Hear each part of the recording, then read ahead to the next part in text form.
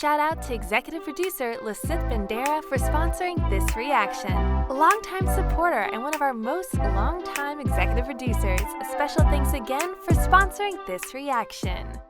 Welcome back to another EP sponsored reaction. This one is Ricky Gervais, Season 1, Episode number 1. I think it's a Ricky Gervais show.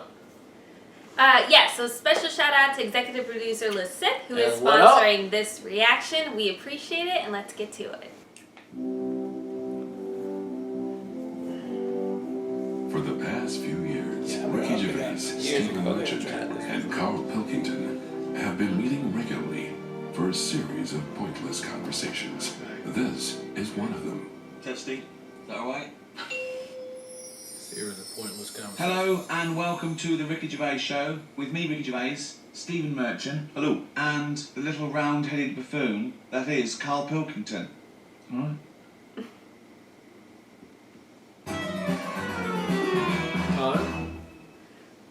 Now, you probably know me from such works as The Office and Extras. Stephen being my co-writer and co-director on those things. For those people who are not so aware of Carl Pilkington, he was our producer, sort of given to us when we first started on XFM. And you're thinking, well, why are we doing a podcast? It's because I like to be in a room with Carl Pilkington. You know, like some people go and help sort of chimps.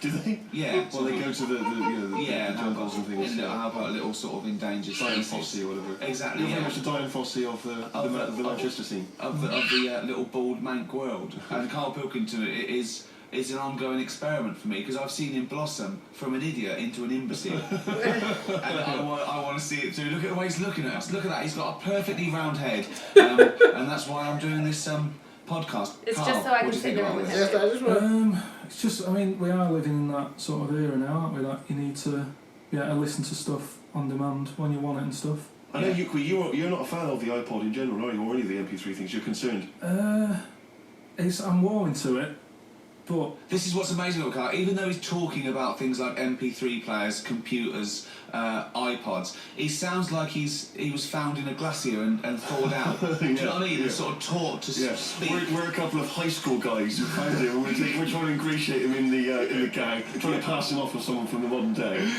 But my thing with iPods is, now, do we need them? Do you know what I mean? We're living in that era now where we have invented most of the stuff that we need, and now we're just messing about. Now we're just messing about. Just adding extra shit. Someone actually said everything that's to be invented has already been invented. They said that in 1900, and how wrong were they? No, but what came out? At what point? What was invented in that year where they went, right, that's it now? The 20th century. Think what happened in the 20th century. Go on. Well, go on. Planes. Yeah, but is that a good thing? Planes and that. Do you need a plane really? Wouldn't it have been better if we all stuck where we should be instead of travelling about? War. Look, war's happening, isn't it? Because everyone's saying, well, now we can fly, we'll go over there. So there were no wars prior to the invention of the airplane? not like there is today. Right. But what I'm saying is, the world's got smaller on it, everyone's saying that, right? Yeah. The way I was saying to you the other day, we now go to places where we shouldn't go. People go on holiday to places where you've got to have an injection before you go there. Yeah. Forget it then. That's a warning. Don't go there. That's a warning. I don't want to enter a country where I have to have an injection to stop me from dying while I'm in that country. Right, I totally agree with you on that. So what happened is, they invented the plane and it's like, oh, let's go on holiday. And then they go, oh, they die now. Oh, well, you've got to invent something. Let's invent an injection. And then it's like, right, well, what else do we need to go to that place? There's a lot of faffing. There's a lot of what? Faffing. So what I'm saying is... Is that a place? A lot of faffing? What I'm saying is, Steve's travelled more than I have. You've been to like... Sort of makes that a good model. But wait a minute, Nature. Pop that on hold, because Carl Pilkington's got an idea. Yeah. No. That's what it was, just an idea. Yeah, well, it was nonsense. It was nonsense. I mean, it was the ramblings of someone you'd find by themselves in a hospital eating flies. This is the sort of thing you find when, if they find maybe a pamphlet or a booklet written by a psychopath. Right. Someone just when they go on a rampage and then turn the gun on themselves, they go through their possessions and they find a book and it's got weird drawings, women with Weird knives in their drawings, face, yeah. and these kind of babies parts. inside I saw a similar sort of theory written out on a wall, but it was written in shit. Exactly. Yeah. No, all I'm saying is, Baby's big belly. you know, when people die normally, everyone's fed up about it, aren't they, and a bit down.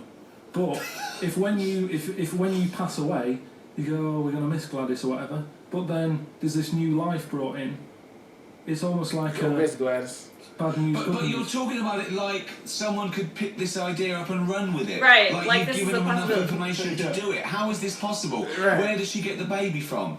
Why does it grow? Why grow it in Gladys's belly? Why not have it in a drawer? Ready to go, just add water. I mean, Who looks after son of Gladys? there is no theory here. It's the ramblings of a madman. What I'm saying is, though, the body's always changing, innit? From caveman to now, or whatever. So you think It's we're gonna changing. evolve It's where we have babies before we die? There's gonna be enough room in there for a baby. They're saying, do you know, like they say, people have six senses. Yeah. There's loads more than that. That's loads more, man. Now I'm just going ahead and jump to what I really want to talk Right, and there's about. this one. I say, show me that you've got one. No, right, and there's this one that's knocking about. Go on. That what it is. Say if I'm in a pub, right? I'm just doing a crossword or whatever. Unlikely, but come on. And there's some woman who's walked in, right? And she's staring at me. Yeah. I know she's looking at me, and I look up and I look round. She's looking at me. Right. And they're saying that's a new sense. That's not a new that sense. they found out from, like, you know, doing tests and what have you. Yeah, it's rubbish. And they're saying okay, that's yeah. been around Well, since like man and dinosaur was knocking about. They've stopped. No, they've I explained think it. it's safe to assume that, you know, that with your perfectly round head, people are always stopping and No, looking. but they explained You it. just know that there's probably going to be someone there if They, you get it they right. said it's from the time when like caveman was like wandering about and he'd go hang on a minute, and he'd look round, there's a dinosaur there or whatever, and he'd Right, leg it. this is nonsense. One, It's not- I hate when you use the term when caveman was wandering around. Caveman and dinosaurs, oh, they used to live together, yeah. Oh, that's the same era. Yeah. What have you been watching? Raquel Welch? What do you mean? Well, what do you mean caveman wandering, knocking around with a dinosaur? You know the Flintstones is only partly based on fact. Dinosaurs and man did not coexist. The dinosaurs had long gone before man arrived. Extinct. Kaput. You don't believe us? Well, you don't believe because you've seen... Because you saw that film where they took pictures of lizards and magnified them and put them next to men in films so they looked like they were fighting. Yeah. No, but why couldn't that have happened? Why What is the can't- film with Raquel Welch? A million years 10 BC. million years BC or A something. million years BC. Brilliant. Yeah. Yeah. No, but She had a sort of woolly mammoth bikini. Fact. why wasn't the dinosaurs back then just like how we have dogs now in a way? He's watching the He's watching the Flintstones. Flintstones. He's thinking of the He's Flintstones. watching That's what he's When he thinking. puts out the saber-toothed tiger. Yeah, and yeah. Dino And he mixes his concrete in a pelican. Yeah. I just think that there must have been a crossover point. Why? Why did you say that? Why do you think there must have been? There must have been. Because if nothing was knocking about at any point, how did anything carry on? No way a monkey launched It's a going- rocket. There is no way a monkey launched a rocket. So You it's all idiot. going on, so they're going hit the So, left look, button. it's all going Hey, on. is that? Oh, You will not derail me from the Come on. story. This is Houston. Hit the left button. Oh, brilliant! This is what happened in Apollo 13. Hit the left button. So it you are. Oh, It you goes are- left. Yeah, it goes left. So it goes left, and it's going around. Left. It goes left. Yeah. No, the moon. So You're it going goes- right. It goes for the moon. Everything's going well. Right. They get up there. It does whatever it does. It reverse. It comes back. Right? So then, You are. Hit reverse and come back you to are Earth. brain dead. So it's you are long- one of the most stupid people. That I would rather have the monkey drive me listen. home than you. so the thing is, so it lands back. It Yeah. does a Babe, good you job and can't be everything. it derailed. gets out. Yeah. Yeah. Good So night. the thing is, And It's sick as bananas. this is where it turns a bit sad, because after it's done that mission, right? Because it happened and it was all safe and everything. The next one would have been to send man. Right. So the monkey enjoyed it, and it was like, well, I want to do it again, right? But they were like, So how did they know that? How did they know? just the way it looked and what have you. It's like, just the way it looked. Out the window. Just the way it looked. You are a maniac. So the thing is, though, right? So after it had done that, it was on such a high, right? Yeah. It could never get that high again. There was nothing that it could do. Went on tour, did it? It sort of ended up killing itself. The monkey. Because it could never get that buzz that it got. Right, that was absolute bollocks. None of that is It true. could except never set get the that- monkey into that space. buzz he And had I'll from check it. that. It's a drug. Absolute drivel. So in your mind, it committed suicide. It went on a crazy bender, drinking drugs and women, and Well, then it does happen. You and know then it was about found it. in You a know about motel it. room. Monkey dead. Monkey dead. I met Derek Okora the other week. Oh yeah. Right. Now, who's he? Which one's he? He's Is he a medium? He can contact the dead. Is that right? he just chats to him and that, passes Sure. messages on. Nice of him. So I said, "Oh, tell us something a bit weird and that." So he said, "What do you want to know?" I said, "Just something weird." So he goes, "All right then." He said, "Here's one for you, right?" And he said, "There's this pub out in the country, and he said there's this mug. Do you know those old mugs that they have, where they used to like leave their own cup, knock Like it a out, tankard. Oh yeah. tankard thing." Yeah. So there was one of them mugs in there, right? And everybody. Tankard. Let's use tankard if we've Oh, established that's that. a tankard, yeah. Because you're the only mug in this story. Right. Believe in it all. High five. Great. That was So great. this tankard, But Carl, you're telling me this like it's fact, and I'm meant to go, that's Derek amazing. Okora, he told me. Carl, Talk to Carl. I have no opinion of that story, other than I'm pretty sure there was absolutely no connection between touching the tankard and him dying. That's all I'm sure It's of. not just them though, is it? I'm not going to even contest the chain of events. All I'm saying is there is no connection. There is no connection possible because I believe in logic and the laws of the universe. Yeah, but what I mean, you never pick up a vibe of. I've got a mate, right, who he's living in this big stately home, right, and he's living in there now. He pays £100 a month. There's about 80 rooms, and it's this big stately house, and what have you. And I went down there. He said, "Oh, come down and have a look," right? And from outside, you go, "Oh, this is brilliant. It's like something out of, like the Man of Born or something." You go, "This is impressive." But then when you get in, it's like it's a wreck, and we go in, and all the floors are like a wreck and rotten and stuff. And I looked at the wall, and there was like a little piece of paper stuck on the wall, right? Ooh. And I said, "What's this here?" What's that paper? So I wandered over, right, got right up close to it, and somebody had wrote it. Somebody had roted. No, Somebody had roted. there's a little sign there, right? And I go up to it, and it says "flies," right, with an arrow. Flies this way, Yeah. right? I think that's a bit weird. So I follow the arrow. That's a bit weird. So I followed the To arrow. this corner where there's a shelf, about 3,000 dead flies on it. Oh my God. Condom stuck on the top.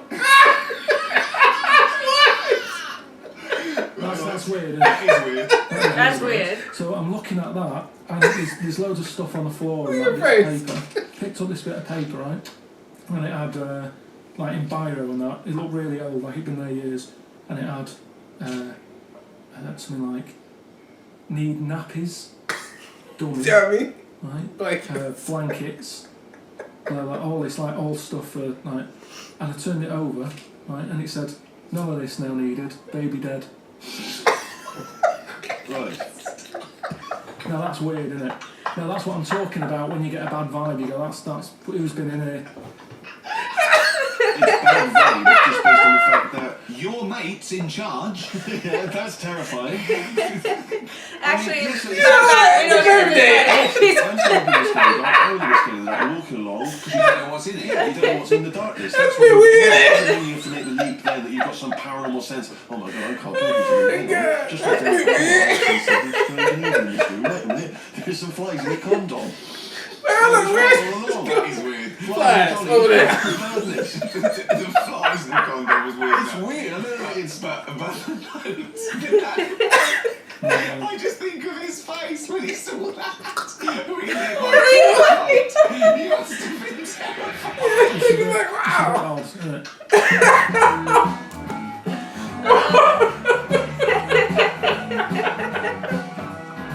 He's so dead ass serious. Yeah. Oh, goddamn. All Alright, that was episode 1 of the Ricky Gervais show, and man, that had me dying right there. that the flies on the wall and the note with the death, all of it. Even in the beginning was just, I'm floored. That shit was hilarious. So okay, I get the premise. All 3 of them are friends. They started a podcast really just so they can listen to their homeboy Carl just rant about what he needs to get off his chest, and then they try to dissect it, which is hilariously done. And I like how they added the added effect of the animation in the back, because then it makes it way more funnier when you do it that way. So hey, good pick, myself, man. I'm liking this right here. So I hope the next one is just as flooring as this first one, because I had a good time with it. Yeah, shout out again to executive producer Elizabeth for sponsoring this reaction. I totally agree. I thought it took me a while to acclimate and figure out what exactly, specifically Carl, I'm like, is he being fucking serious? Like, but now that I, like you said, understand kind of the dynamic, like that's the character that he brings sort of to the table, and the rest of them are just like cracking up. Like, it's going to be really, I think it's going to be really interesting, especially because Carl specifically is so committed to his character and to his seriousness. I think that's just him for real. Yeah, like he's just deadpan. Like he's deadpan, and even when he's like commenting on the things he himself saying,